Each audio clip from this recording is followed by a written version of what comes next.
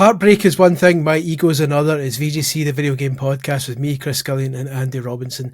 This week, Fatal Fury claims a victim, a giant bombshell gives us a rare happy ending, and Hideo Kojima makes plans to develop games from beyond the grave. But first, Andy, how's it going? It's all right. It's been all right, isn't it? Back to this financial results season. So I've been up at the crack of dawn looking at graphs. Someone phoned me up actually. I'm in the middle of Sony's results, and I was like, I'm so glad I have a human to speak to.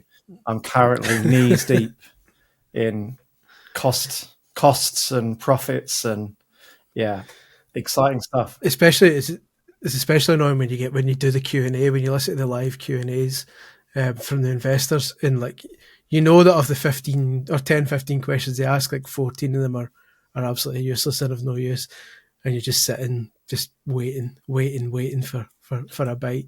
They're not the most entertaining things, are they? I'm trying to think what the most and least entertaining financial call is. I don't think EA's is all right. He's a bit razzle dazzle, isn't he? Andrew Wilson. He likes to entertain those investors. So does Straw Zelnick on Take-Two. That's all right. He knows what they want, and he gives it to them. Whereas Sony, they know what they want, which is semiconductors and camera lenses and not much else, really. Yeah. Ubisofts are always quite kind of dry as well when I listen to those as well. So the only thing more boring than listening to a financial call is listening to a podcast of two guys talking about financial calls. So let's move on. Well, you never catch us doing that. One place you definitely won't get discussions about financial calls is on our Patreon. In fact, it is banned on the Patreon. It famously banned is one of our key principles, which you can get on patreon.com/Video Games Chronicle, where we've got lots of light-hearted video game coverage, including plenty of more podcasts, off-topic, retro, all your shenanigans. And also a very special thank you to our season ticket holders. That's BN12, Ginger, Jotun, Mark Edmonds, Martimus Prime 089, Matt Huggins, Ryan Cabane, the official VGC historian Sam Biggs, Serkin Toto, and Shay Dougal. If you would like to make that list even longer, and thereby make this podcast longer in the process, jump on patreon.com and become our next season ticket holder. Or if that's too much cash, just come on and join us as a supporter or an insider for lots of extra content. Andy, let's get cracking on news right away, because we've got quite a few reader questions at the end. Thank goodness. To kind of, deal with I hope they're not about financial bad calls. 9 of the 10. What do you think about EA's Ibiza right now, going into Q? What's your opinion on the game business? All game business questions are banned. Story number 1: Giant Bomb has been sold by fandom and will continue independently. Finally, obviously we were worried last week when Giant Bomb, things weren't looking good for the folks over at Giant Bomb. But I was never worried. PAX East panel. I've been gone. No, but this is like, I mean, you read the story before we talk about it, for those who don't know. Okay. During the PAX East panel, they announced that Jeff Grubb and Jeff Backler said Giant Bomb is now owned by the people who make Giant Bomb, and it would not have been possible without the speedy efforts of fandom and our mutual agreement on what's best for fans and creators. The future of Giant Bomb is now in the hands of our supporting community, who have always had our backs no matter what.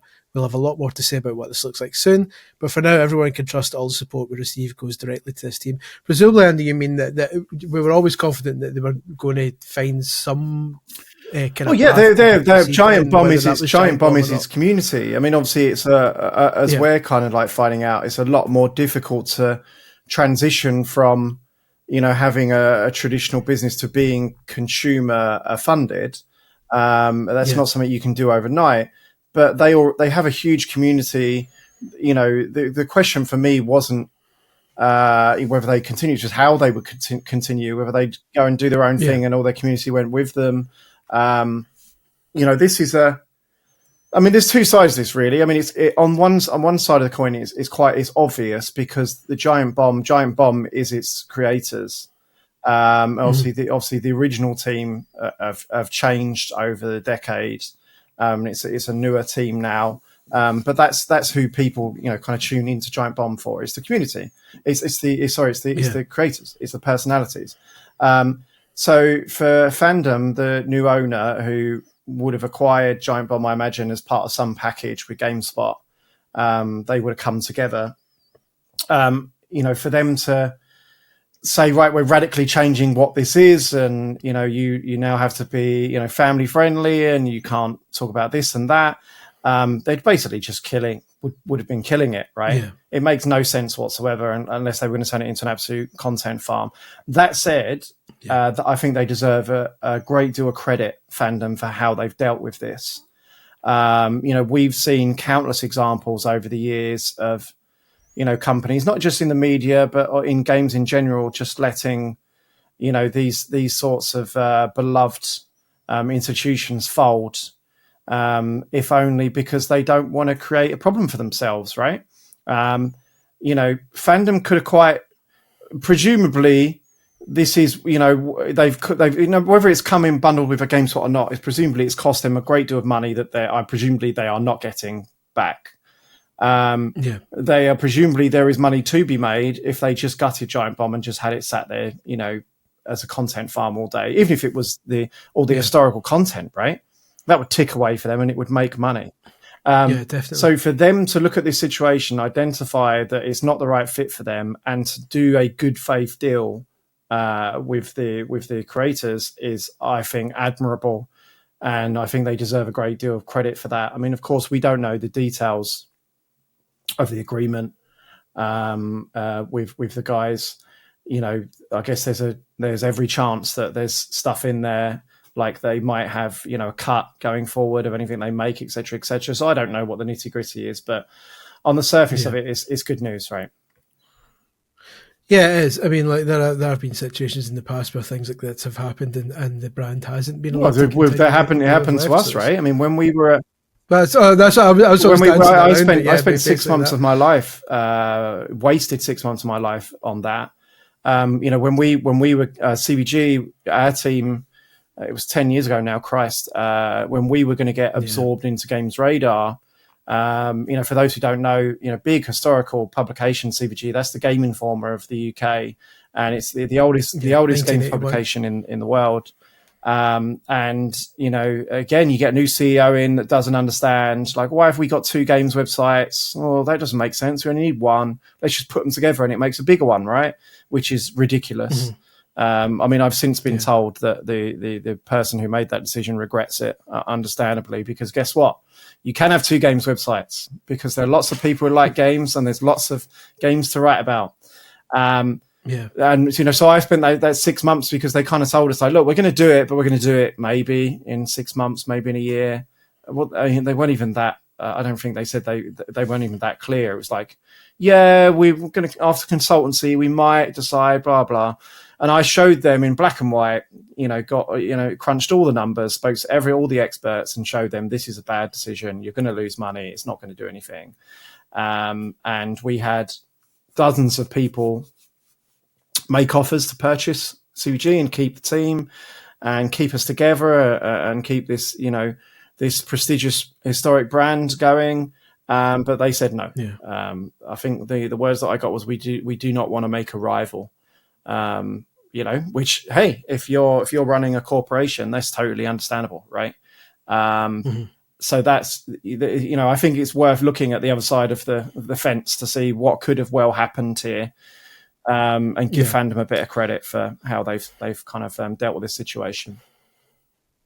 Yeah, because I didn't know if you wanted to talk about the CVG situation, but like when I saw the news that Fandom was selling it on, I know Fandom has been getting a lot of shit recently, but like when I saw the news that they were selling it on, I was like, well, that's good. It's good that they're getting what we didn't, and it's nice. Yeah, I mean, they don't have to.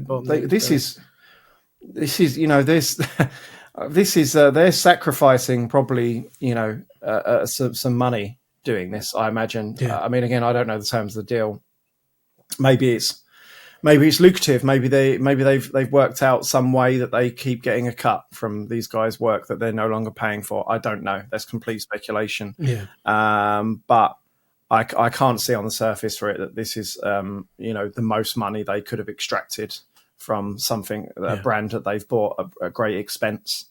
And you and I have seen the other side of the coin where, from when I was involved in that, having those negotiations, it really did felt like they didn't really want to hear what you had to say. It didn't matter whether you showed them a picture. Look, the house is literally going to burn down if you do this. Oh yeah, that's really bad. It's really bad. And we're being very mindful of that when we do it. It's nice to have a good news story in a media and in a games industry that's been a little bit grim recently. And also thanks to everyone who backed us on Patreon recently around this news, not just Giant Bomb but Polygon as well. It's for us, that's super reassuring, right, to see that there are still people that want to help out independent publications and put the money where their mouth is, and it's really appreciated. Yeah, 100%. Yeah, definitely. I was thinking about a humorous segue there, but let's just go straight into story number 2 because it's humorous enough, I think, where Hideo Kojima says he's left staff a USB stick of game ideas for after he dies. Metal Gear creator Hideo Kojima says he's reevaluated his priorities since he turned 60 and since he became severely ill during the pandemic, and he's left a USB type will containing game ideas for staff to use after his death. He recently told Edge magazine that he suffered an illness during the pandemic and made him seriously consider what to do with the rest of his life. He said, quote, "Turning 60 was less of a turning point in my life than my experiences during the pandemic. I fell seriously ill at that time and also had an eye operation. Until then, I didn't think I was old, I just didn't feel my age and assumed I'd be able to create for as long as I live.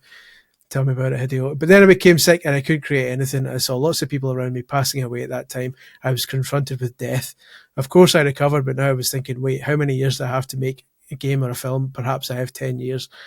So he says he's given a USB stick with all his ideas on it to his personal assistant, kind of like a will, he says.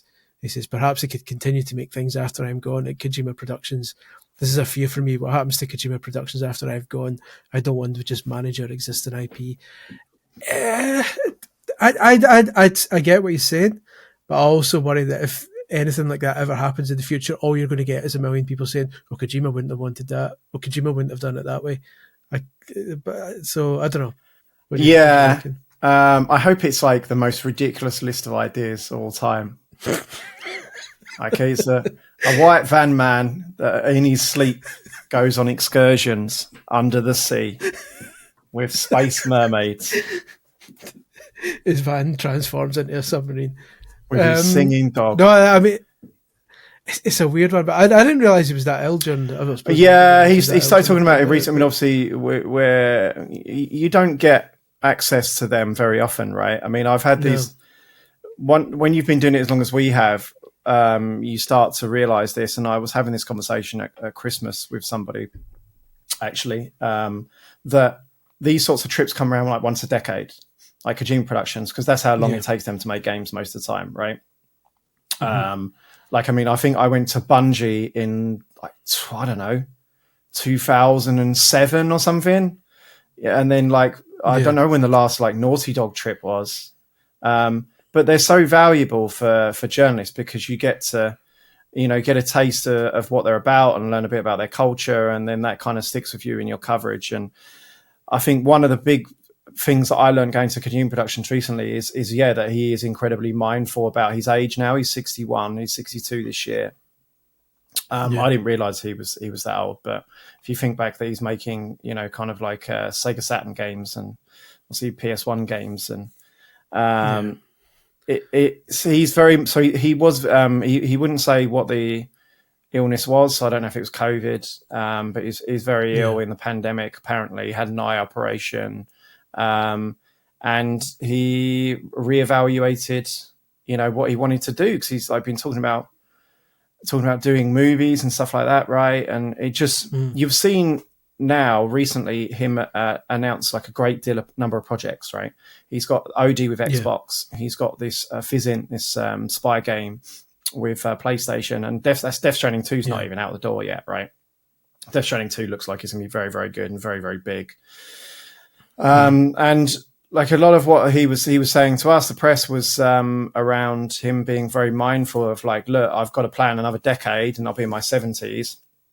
I've got to leave these different IPs to this studio so that they can kind of like have something to build on when I'm not here. Yeah. And he was mindful of saying not just in games as well. Like it could just be, there'll be some film projects. He said like, we are a game company, but we don't just do games. But to your point, I always thought like, I mean, I'm not a big fan of the naming the studio after yourself thing. And like generally, like Hideki Kamiya said to me last year that he would like never do that, and obviously he's made his studio Clovers now. Like he said he's not a fan of that because I know because you've got like Nagoshi Studio. Yeah, I mean maybe there's a bit of a culture barrier there, lost in translation thing. I know Kojima has said that, like, I have to call it Kojima Productions because, you know, I raised the money with my name, blah, blah. But I don't think that's true. I think you could call it whatever the hell you want. If it's called Luden Studio, everyone would know it's Hideo Kojima Studio. I don't buy that. On my question, and we didn't get to ask a great deal of questions to Kojima, sadly. I mean, I kind of like, understandably, because he's like working on 3 or 4 different projects. Like he said to the press when we were there, that Death Stranding 2 was like the least of his concerns right now. You know, like that one's basically out the door, and it's like it looks in very good shape as well. Like he's probably worrying about the next 2. That's like where he's really, you know, kind of deep in right now.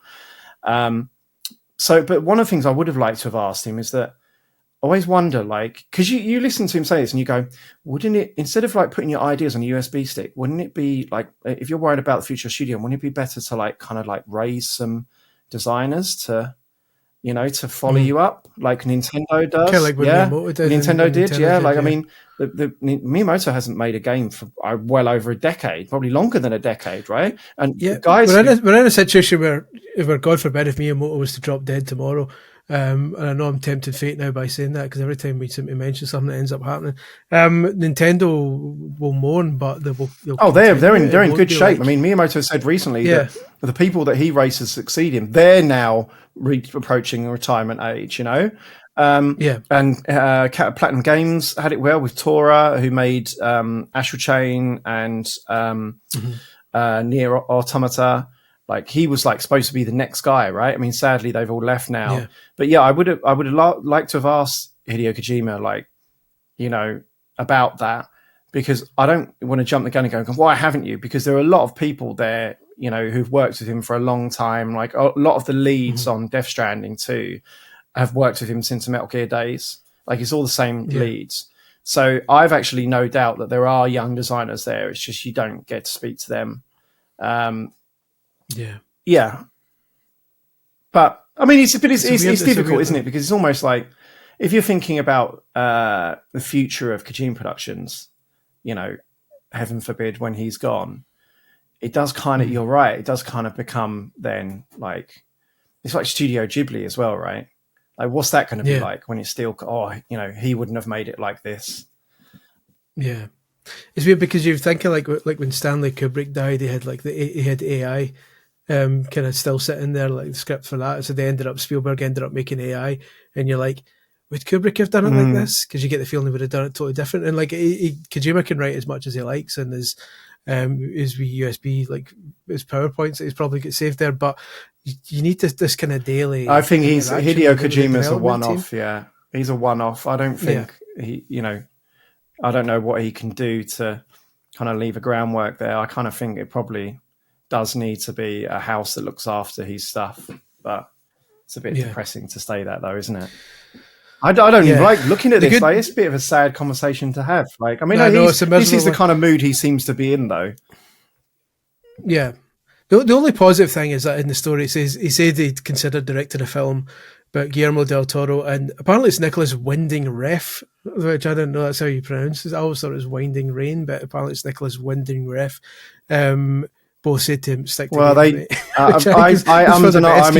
wrote this story, so I transcribed the interview. I read from the interview, I read the interview and wrote this, and I and ahed over that line for ages because it sounds like they're like, stick to games, mate, but that's not really how it's worded. It's like, they urged me to. He's they urged me, and the quote was his... like, "Why do you want to work on films? You know, it's old medium. You're pioneering in this interactive medium." Yeah. Games are his thing. Yeah, definitely. I've maybe trivialized it a bit there. Making it well, like I knew someone would do it, and at least it's you. At least it's me. At least we kept it in house. Nearly story number 3. Let's talk PlayStation 5 sales, our favourite topic. Nearly 5 years in, PS5 sales remain neck and neck with PS4. In its latest results covering the 3 months ending March 2025, Sony said it sold some 2.8 million PS5 consoles for a total of 18.5 million for the fiscal year, down from 20.8 million last year. This means PS5's now sold 77.8 million units since its launch, just over a million units behind where PS4 was at the same period of its life cycle. Obviously, there's caveats there that PS5 suffered significant stock issues during the pandemic, and PS4 was also quite a bit cheaper than that. Looking ahead to the current fiscal year, Sony said it expects to sell fewer PS5 consoles, around 15 million units, which will see the PS4 pull ahead slightly because it managed 17.8 million during the same period. I kind of get the feeling that gap's going to get bigger due to potential tariffs and the price increases that we've already seen out with America, and also then the GTA delay makes you wonder that if this year's maybe not going to be a record-breaking one for PS5. Yeah, I mean, we don't know, do we? And I think they don't know either. I think everyone who's doing in hardware who's doing forecasts right now is kind of like just like being conservative and hoping for the best. It's the same with Nintendo, you know, kind of being quite modest with how they forecast for Switch 2 this year. Mm-hmm. You know, you'd think that, I mean, you've made the points, right? I mean, like PS4 was like $200, 200 quid at this point in its life cycle, whereas the price of PS5's gone up. You know, it's like $450-ish. I mean, the days of like hardware getting cheaper as it's gone on kind of look like they're done. I mean, it's not just because of tariffs and other stuff and bits and bobs. It is kind of like, it is Moore's law, you know, like this stuff isn't getting cheaper. The components used to get cheaper, and that's not really happening now. But if you were going to be like a glass half full kind of like optimist, you would know that obviously GTA 6 has not been cancelled. It's still coming out. It's just coming out in their next fiscal year, so it'll come out after March next year. So that's going to shift consoles. And also they made this point in their financial call, which is you can't really compare it directly to the last gen, even though I've literally done that in this news story with a big graph. It's not completely apples and oranges because people transitioned from PS3 to PS4 really quickly. PS4 was kind of dropped like a wet towel, right? They stopped making games for it. People stopped playing games for it. They moved to PS4.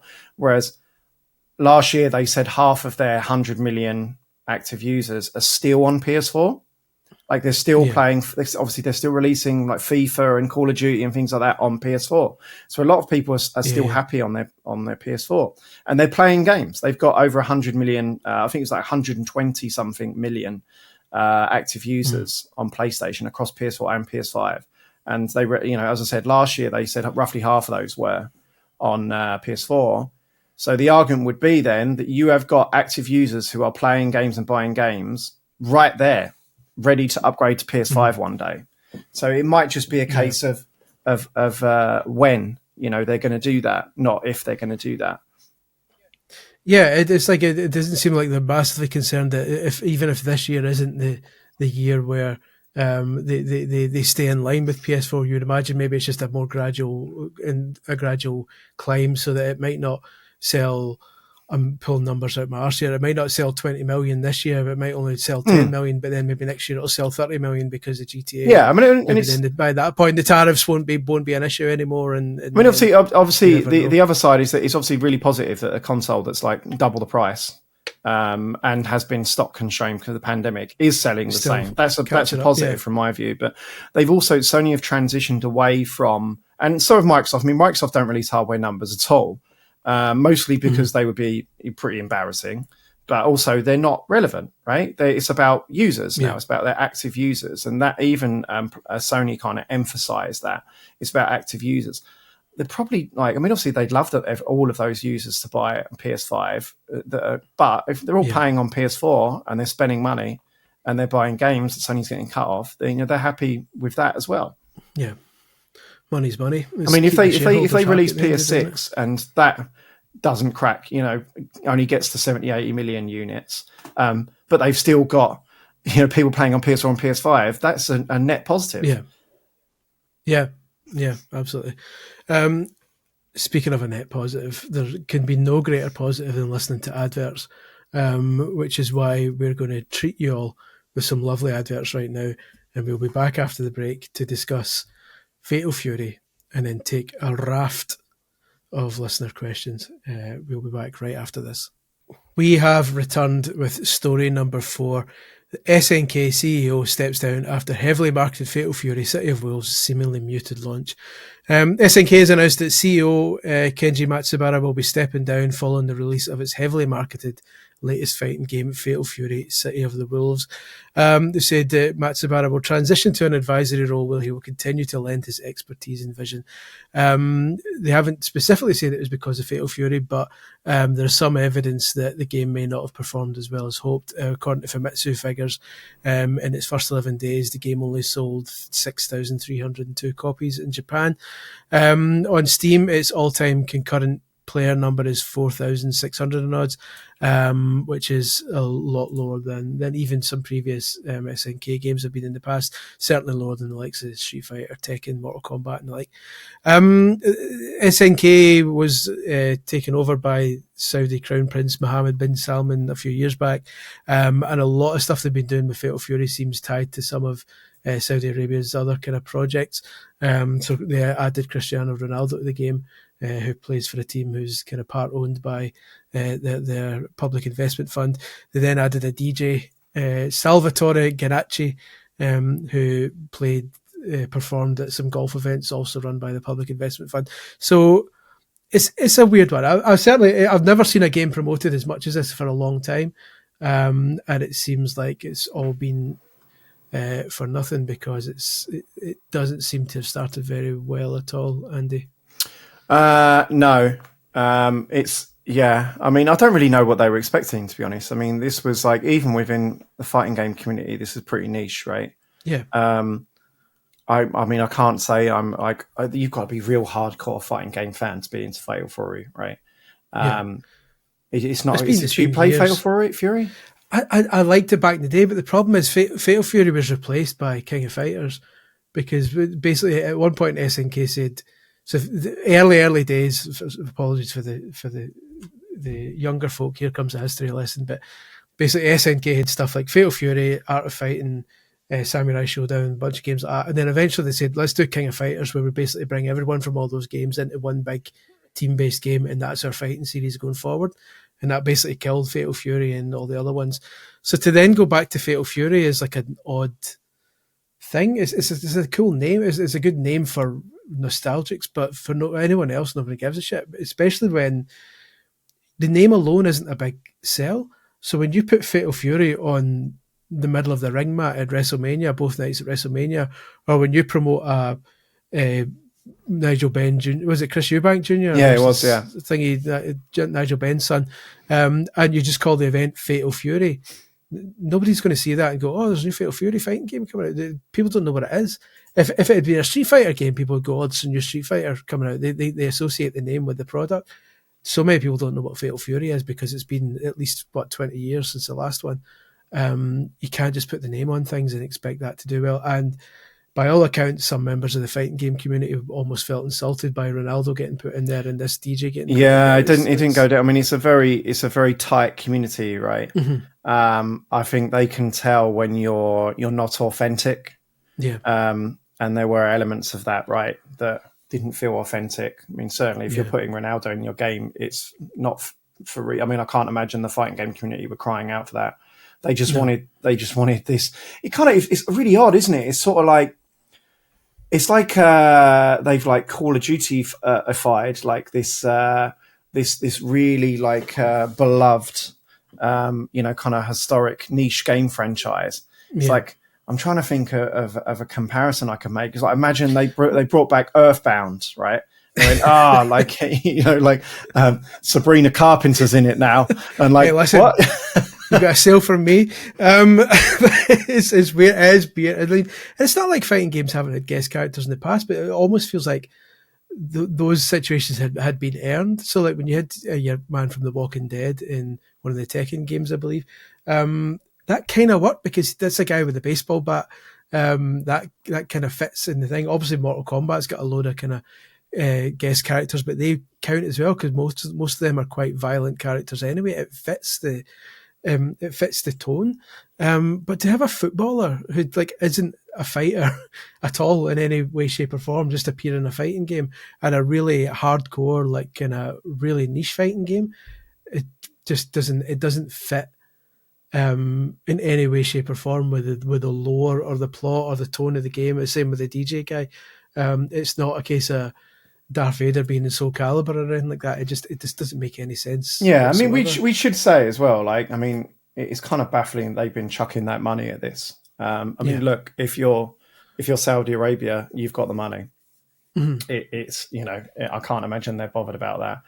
But we are assuming that it's performed poorly. I mean, there's suggestion that it is. You can't really go. I mean, on the Steam peak concurrent numbers, it's not a science. Yeah. Especially if the audience for this is presumably on console. Mm-hmm. I mean, I've asked around, and it certainly doesn't look like it's done, tremendously. Yeah. But again, we don't know for sure. We're also like assuming that the SNK president leaving is somehow so it's associated. I mean, just be timing. But it's fun to look at how much money they spent on this, though. Wow, it's crazy. Well, presumably spent on this. It's their own stuff. Maybe they were just putting in favors. Yeah, that's the thing because obviously, like having your name on the mat in WrestleMania doesn't cost £20 on a Mars bar, but at the same time, WWE's got a long running agreement with Saudi Arabia. They're doing events in Saudi Arabia they had a 10-year agreement, so maybe that's just part of the deal. And stuff like that, and maybe that's why the DJ's in there because he's done events that he was paid for in the past, and this is like a part. I'll tell you what we'll do. We'll stick you in our fighting game. Try to be in a fighting game, mate. Because I've never played a game in my life. You're in. It's just too late. You're in. You're already in it. Step in the scanner. Before we even asked, we put you in it. It's just a weird one, and it's like again, this is purely speculation. I wonder what the people at SNK were thinking, because you get the feeling that they didn't make the decision to put Ronaldo in the game. This DJ, they've basically been told, we're palling with Ronaldo, you're putting him in the game now, and they're like, mate, we'll try and make a serious fighting game here. I would hope that in the future SNK will be allowed to just do what SNK knows best, but who knows? It's a weird one. Shall we take some reader questions? Yes, let's do that. Get us out of this Fatal Fury funk. Shay, the lovely Shay, asks, how do you all feel about the proliferation of the term gamer in popular culture? It's been around forever, but it started to get under my skin again lately. I've always hated being referred to as a gamer, as I don't like feeling like I'm nothing but a marketing demographic, but am I just being pedantic as fuck? I need to pick a better hill to die on. It's a term that we actively avoid, isn't it? Yeah, I've just searched VGC before I make broad statements.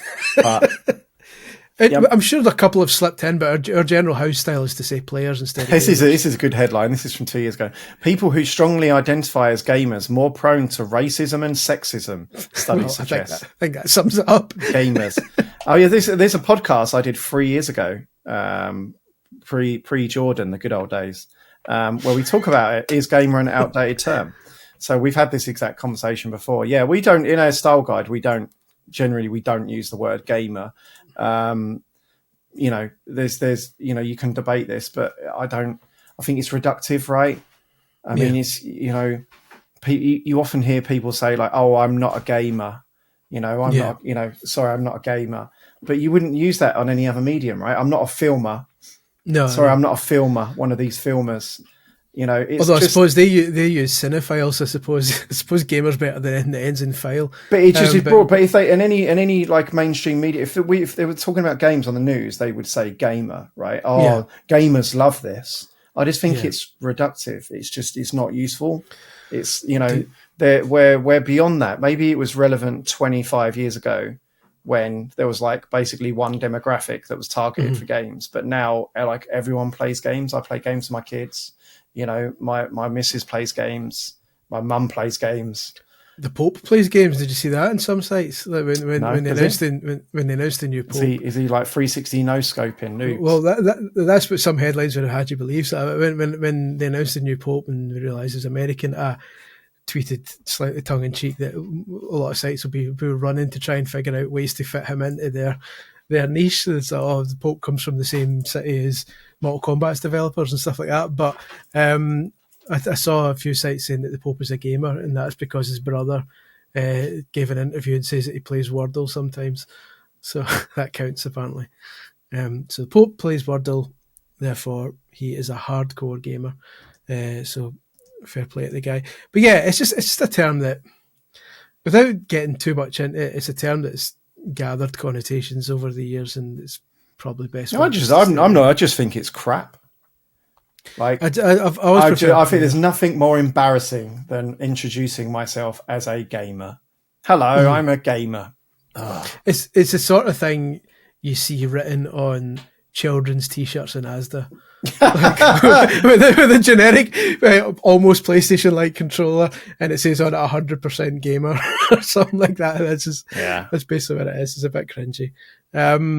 Jamie H1224, my favourite of the Jamie H's, says, with regulators opening up mobile stores, how do you see it playing out when they eventually try and do the same for the console market? He says, I can see Microsoft being 100% on board with allowing Steam and Epic, or just straight up offering an option on startup to boot into Windows mode, because it means the Series X goes from being an expensive console to a reasonably priced pre-built PC. Sony and Nintendo will drag their feet, so that may be where Microsoft gains an edge in the market. I think we're a long way away still from consoles. It depends,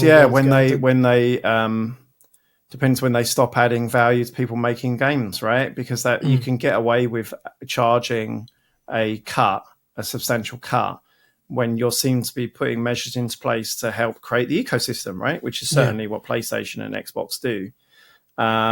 You can see, certainly you could see a future where that is no longer the case, right? Yeah.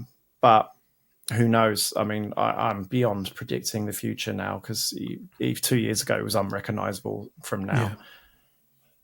Yeah. I don't see I'd like to be proved wrong. I don't see an Epic Games Store being put on the Xbox ecosystem at any point, anytime soon. I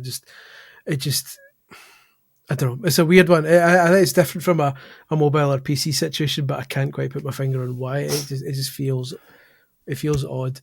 Because what would be in that Epic Games Store? It would just be Xbox games, because surely it wouldn't be PC games. It would have to be Xbox games, in which case I don't bloody know. So. And I don't really care, Chris. Jamie H1224, go and do some research and come back to us, because our brain is frazzling. Well, my brain's not frazzled. Historically they sell the consoles at a loss, right, to build an install base that's going to run these games. Whereas now, so many different platforms run these games.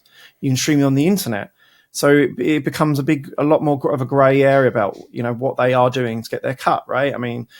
The quality assurance and the servers and the experience, and obviously a lot of people would like buying consoles and sitting in front of the sofa, on the sofa even, not in front of it.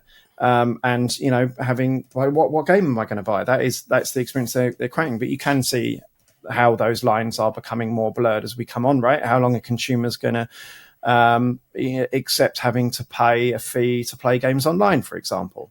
I don't know.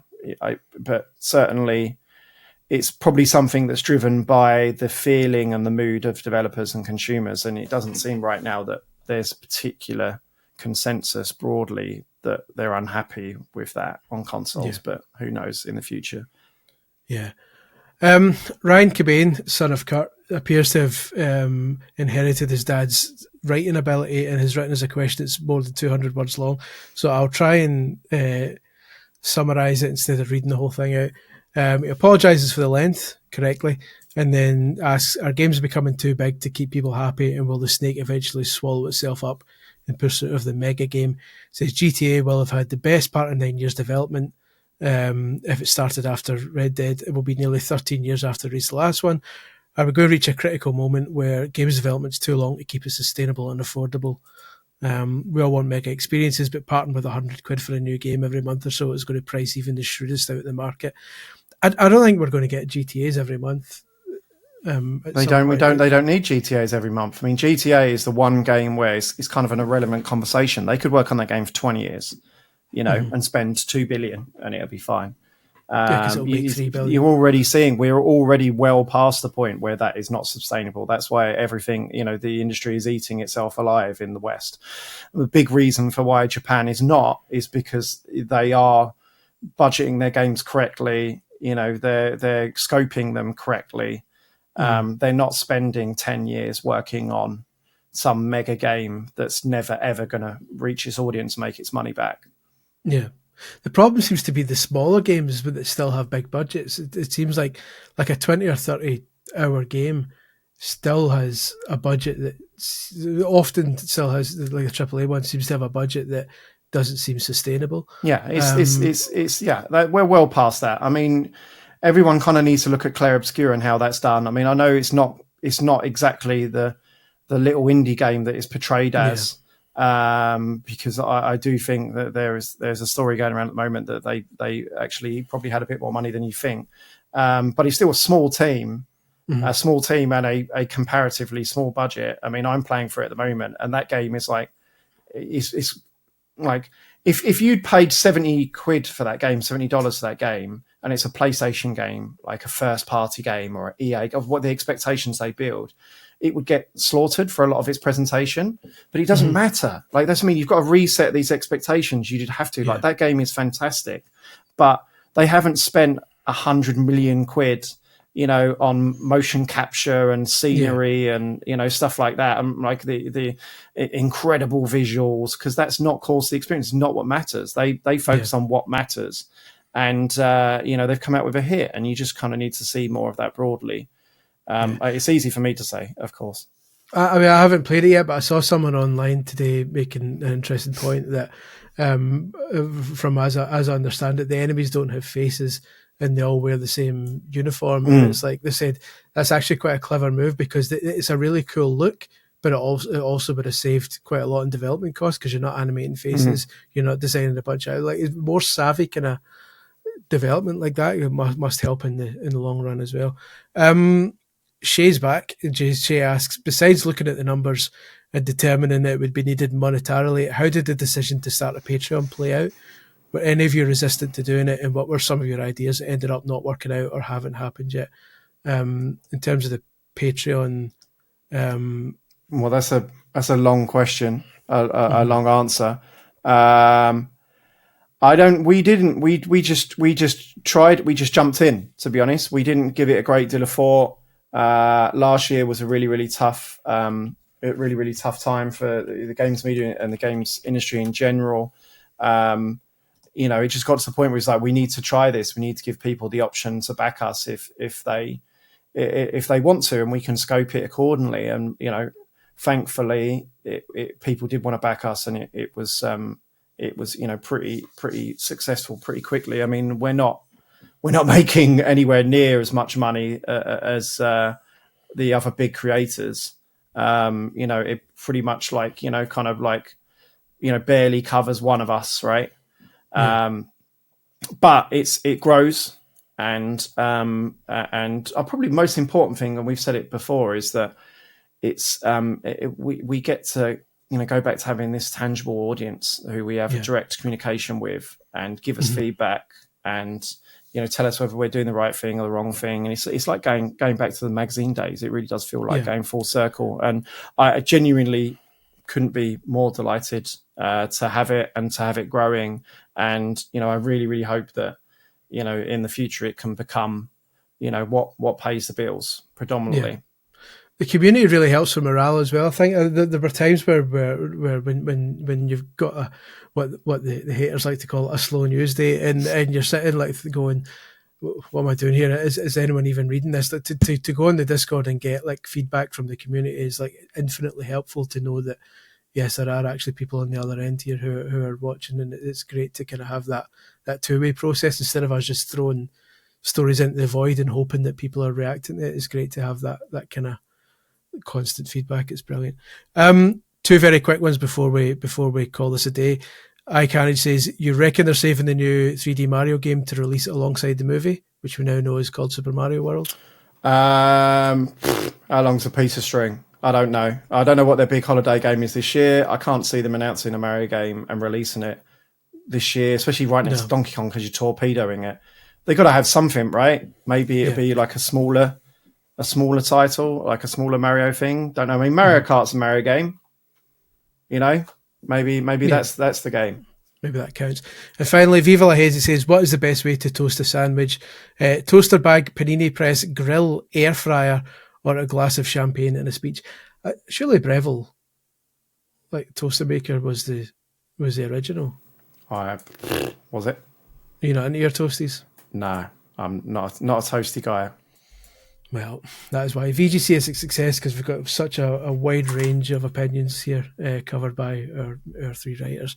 Thank you very much to everyone for listening. We have got a investors call to cover, so we are going to wrap this up for this week.